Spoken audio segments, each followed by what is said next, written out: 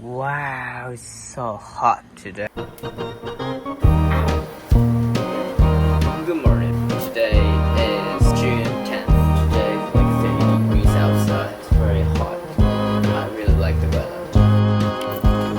Get this, I only have 16 eggs, and that's pretty much it. I don't have anything else. I have actually almond milk, soy milk, and some miso soup. Oranges. I'm going for grocery shopping.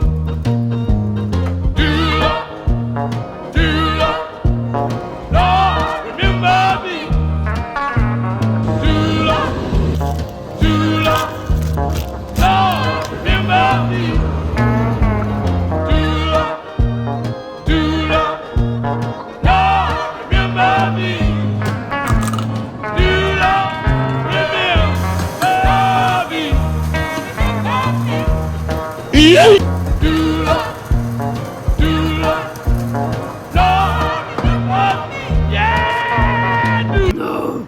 I will try to figure this out. What do I want to do?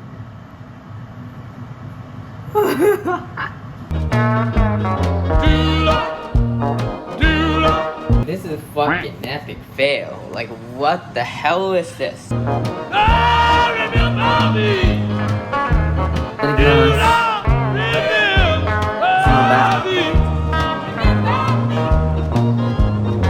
my enemy press me hard, Lord, yeah, when my enemy press me hard.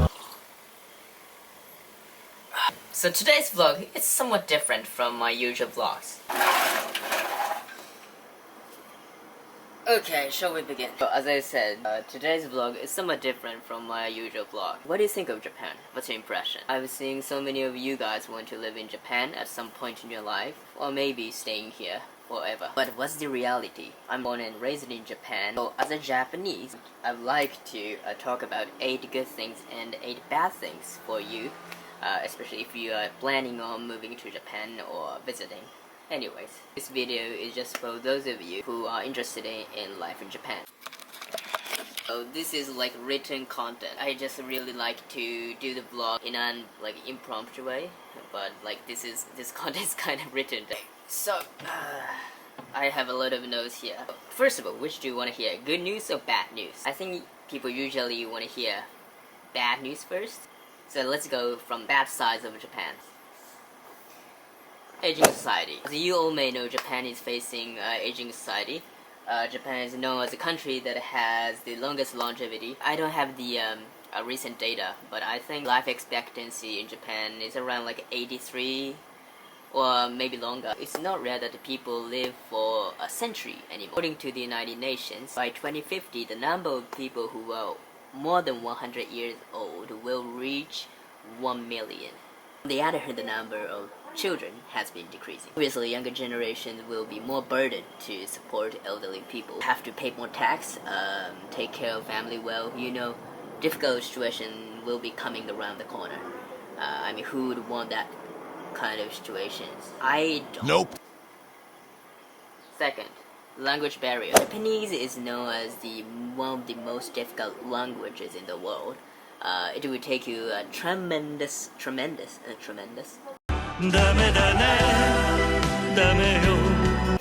amount of effort to acquire Japanese skills. You use 4 types of characters, hiragana, katakana, kanji, and romaji. I suppose that you're likely to be able to do the daily conversation.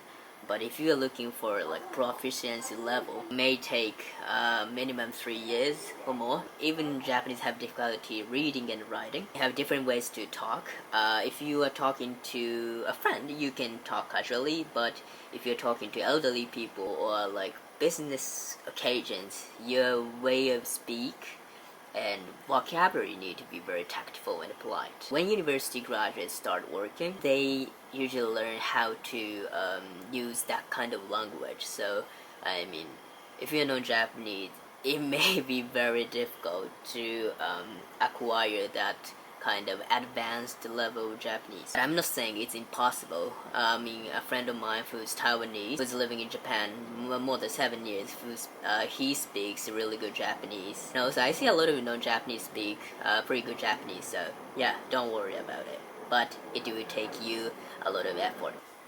Number 3. Courtesy. Well, Japanese have a lot of etiquettes. I mean, that goes to any other cultures, I think. But when you come up with as many Japanese etiquettes as possible, it's kind of endless. For example, if you work in a Japanese company, in the elevator, your boss will be standing in the back. I mean, what I'm saying is that you will press the button, and you will be the last one to leave. Like how to say elevator girl, like there's one in like when you go for like shopping center. I don't know, I'm kind of speaking gibberish, but you get what I mean. Another example is that when you're having a dinner with your boss, senpai, you and boss, and you will the one who checks the table all the time. You have to know if you're like boss or senpais having enough food or drinks. If they are not, you might want to order some more foods or drinks. You have to be really caring to your boss. If you like think of other Japanese etiquettes, I mean, there should be like more and more. Like it's just countless. If you guys are interested, I'll make contents on that. Number 4. Work ethics. I mean, I doubt you have heard of term karoshi. I mean, at first, I didn't know it became an English word. Thanks to that, I've come to realize how serious the Japanese work environment is. As a matter of fact, not all companies in Japan has that kind of work ethic. More and more companies are now trying to reduce working hours, but in the reality, as I said in the first point, most people are aging in Japan, which means people usually give so much work to like younger generation, like new recruits before they understand the role of the company or like business models and so on. So sometimes old generation, I don't want to say old generation, but like most people put so much pressure on new recruits, so that like they can't leave the office. Like to do like overtime. That's what usually happens. Maybe I think it has been changing, but it's still happening. Here's the data. According to research, the number of workers' compensation claim regarding karoshi that Ministry of Health, Labor and Welfare receives is around 700 to 900 files each year. I mean, of that number, around 200 files are admitted. Still a lot of cases. I mean, people work too much. 5. Women's rights and difficulty with raising children. And the gender gap is a huge problem in Japan. Japan is ranked 120th in the gender gap report in 2021, according to the World Economic Forum. So it says that Japan is ranked in the worst in G7. Women have difficulty getting promotion and likely to be paid less in the company. If you take a look at the gender ratio of Japanese politician in Japan, it's like 1:9. I mean, it goes to the companies too. About only 10% of women are in management position, and the government goal was to reach 30% by 2020, but they actually postponed by 2030. I'm not sure they will attain a goal. I hope the government will tackle this issue more seriously. Oh, shut up. Not all companies are welcome that you take maternity leave, especially if you are male. I watched recent news that one guy was trying to negotiate with his boss to get a maternity leave, and he was actually able to get it. But after returning to work, he was supposed to get promotion, but promotion was turned down because he took maternity leave. Like, what the most Japanese companies charge people like who work like slaves. I mean, that's true. It sounds like absurd, but it's true. It's still a serious problem in Japan. LGBTQ. This topic has been discussed intensively over the past decades. around the world. As for Japan, still most people have conservative opinions on that. From my point of view, all people have equal rights to marry anybody who they love. So I'm hoping the Japanese government will really legalize same-gender marriage in the near future. I'm hoping that people become more open-minded to each other, so that like LGBTQ people can be more confident in themselves. But unfortunately, today in Japan, LGBTQ people's rights is not supported well. Natural disasters. Although it seems that Japan looks one of the safest countries in the world, no, it's not. Obviously, Japan is always facing with natural disasters. Looking back on 2011, the huge earthquakes hit north part of Japan, and more than 15,000 people died. Not only earthquakes, because of the landscape of Japan, we got tsunami after the huge earthquake. Japan is located where many plates are on top of each other. There are so many mountains that are still active. How do you say, like a volcano? The highest mountain in Japan, Mount Fuji, is actually active. History repeats itself, so I don't know, it will explode in some time. Moreover, what we are terrified right now is the Nankai Trough. It's like a Nankai Trough earthquakes, which is expected to happen anytime today.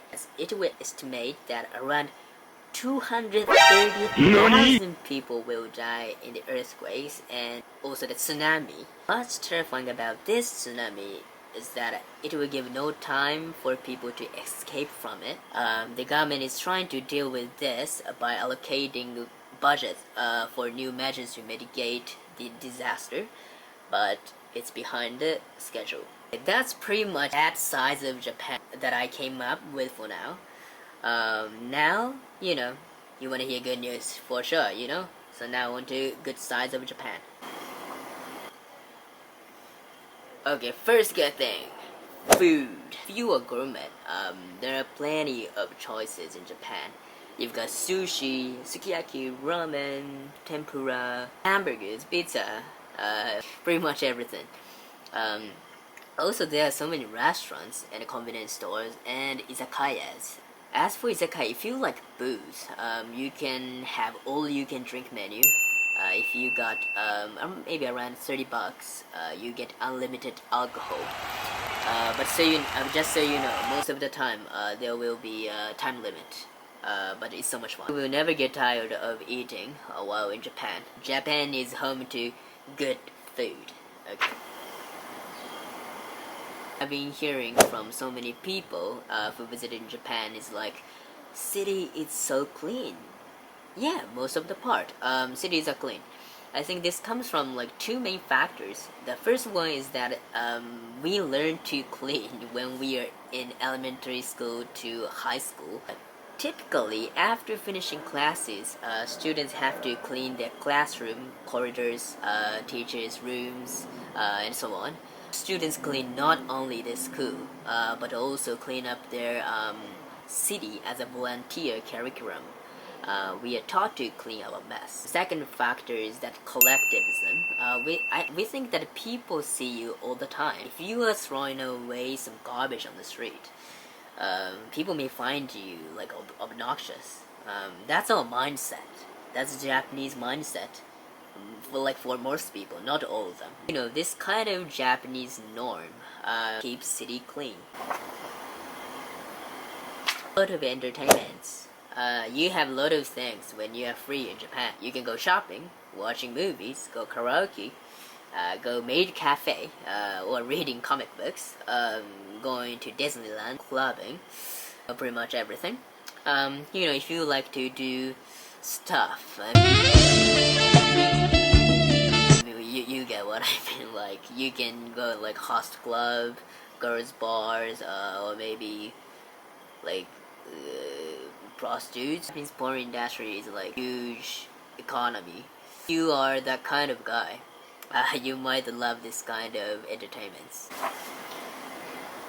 People are generally nice and honest. Japan ranks as one of the world's safest countries and home to an incredibly low crime rate. Even when you drop your wallet, people will stop you and tell you that, oh, you dropped your wallet, here you go. Like that. Most people are non-religious people. The terrorism or mass killing rarely happens. Really rare to see a person who has like extreme or like dangerous ideas. Punctuality. Japanese are punctual. I mean most of the time. 10分前行動, which we are taught when we are students. What this means that you need to be 10 minutes before the schedule so as to be on time. Some train companies in Japan even apologized when train departed 20 seconds early. I mean, like, being on time is like huge deal in Japan. So if you're a time is money person, you might be pleased with this fast-paced, punctual country. But please do not expect everything on time. Your Japanese friend can be running late, like me, as always. Economy is going down. This may sound like bad point. Yes, it is bad for Japanese people, but if you're non-Japanese and just visiting here or planning on moving to Japan, price is cheap, the rent may be cheaper, food may be cheaper. I mean, you might find a good job since so many companies are lacking of skilled workers. I mean, you will have a good chance to take advantage of this poor country. Japan used to be like one of the wealthiest countries, maybe 20 years ago or so, but now, Japan is getting poor, deflation, I don't want to get lash back from Japanese viewers, but it's like I'm, it's like I'm selling off my country, but this is true. I mean, I think maybe the time has come. You guys make the most of this country. Well, Japan has a lot of history and abundant, like a rich culture. Even I'm fascinated by our own country. Saddest thing is that I don't really know all of them.